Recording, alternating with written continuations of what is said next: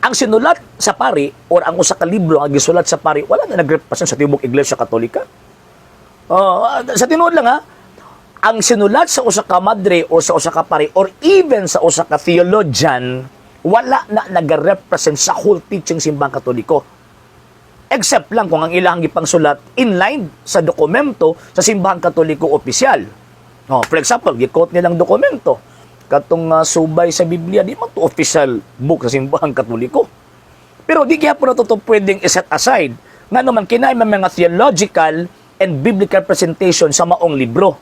Pero it does not mean nga mo ito libro or pangunahon na sa simbahang Katoliko. Sir, naman lagi nihil obstat o imprimatur nga nakabutang. Ang nihil obstat o imprimatur, dili na siya basis nga mo na ni pangunahon na o niuyon ang simbahang Katolika na. Nga naman kay ang pag-issue manggod og nihil obstat, buti pasabot nating hinders. Walay tawag ining obstruction. Buti pasabot ana, wala nakasupak sa faith and morals. Pero it does not mean nga mo na ni pangunahon na sa Katoliko, sa simbahang Katoliko. Imprimatur, buti pasabot officially nga pwede siyang mahimong gitawag og printa. Pero again, wa na nagpasabot nga mao na ang pangunahon na sa simbahang Katoliko.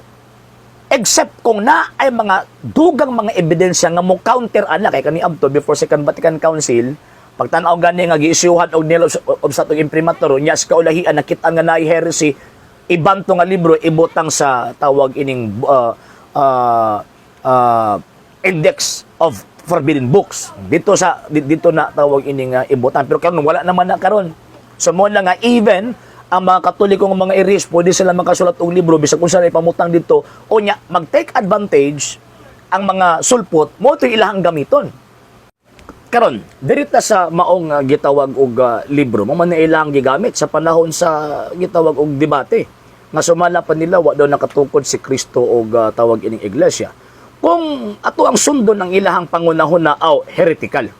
Kung sundo na to ang pangunahon na og interpretation sa mga sulpot like Seventh-day Adventist nga gitukod og Amerikanang naay diferensya ang gitawag og pangunahon na, usa ka heretical ang ilang understanding concerning sa ilang interpretation sa maong libro. Nga naman tungod kay igo magud sila ng fallacy of argumentum ad verecundium. Dili ilahang libro pero sila nag-interpret. Pero ingon mo sila di ba? Litra por litra mang mabasa man nga wa si Kristo kuno wa magtukod og tawag ining iglesia. Actually kung sabto nimo ang konteksto sa maong libro, ang premise si Kristo wa magtukod og organisasyon. Unsa man ang organisasyon or kanang gi-refer sa maong libro din na refer kana sa secular institution. Mabitaw ang sumpay wala siya magtukod og tulonghaan.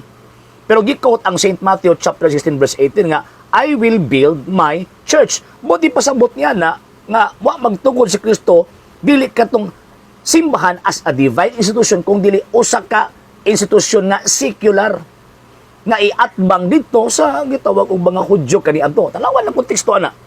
Basahan ang konteksto ana. So kanang gingon nga si Kristo wa magtukod og organisasyon o simbahan referring na sa secular institution dili na referring sa divine institution. Kaya kung imong tan-awan ang preceding statement gitigom niya ang katawhan sa Dios. Unya one of the meanings of the tawag ining the term church, it is a convocation of people called out by God. Sabton ba? Dili kamo ang magsabot-sabot sa maong gitawag og libro, kami. And at the same time, ang tudlo sa Santa Iglesia Katolika, Apostolika Romana Oficial, mo ni gingon sa simbahang Katoliko, di man gud pwede nga magbuot-buot lang kag tawag ining kutlo sa maong gitawag og dokumento nga dili maoy dokumento o gitudlo sa simbahang Katoliko. Deklarasyon kini sa Dogmatic Constitution 1 on the Church of Christ. Unsa gingon dinhi?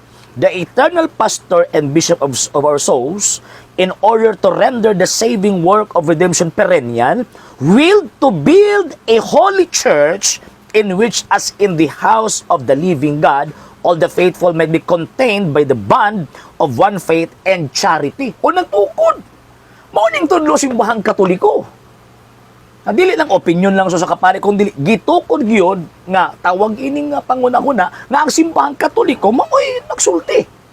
Niya pa kining dokumento nga gipagawas ni Pope Saint Pius X nga Sacrorum Antistimum, the oath against the errors of modernism. Unsa may giingon dinhi sa maong gitawag declaration sa maong Santo Papa. Unsa giingon dinhi?